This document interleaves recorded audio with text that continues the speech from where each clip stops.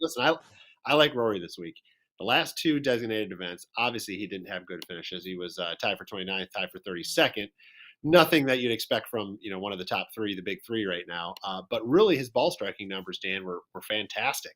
He just sucked on the greens. He couldn't putt, and that's one of those things that can come and go week to week for these top guys. And if you continue to hit your ball as solid as you are, then that's going to work itself out over time. And listen, California is somewhere he's never really had a lot of success, and somewhere he doesn't play a lot. That's the West Coast swing, and that's where he was, because he usually kind of gets his season started when they get to Florida, as he's playing over in Europe in the off season. So I'm not surprised about those results at all. He's had great success here at Bay Hill. He is one of the best if you look at just strokes gain data over the years. If you just to put a minimum of 12 rounds played here, he leads the field by a wide margin in average strokes gained at plus 2.64 per round. He's a past winner back in 2014, 8 career starts. He's finished outside the top 20 one time, which was tied for 27th back in 2016.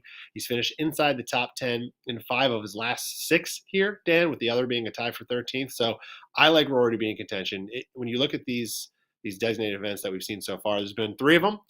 They've all been won by the big three, and it's hard to imagine that trend isn't going to continue. So it's not a sexy number on Rory, 10-1. It's a little better than Rahm, who's 7-1, but between him, Rahm, and probably Scheffler, who's on the wrong side of the draw, and we'll talk about that in a second.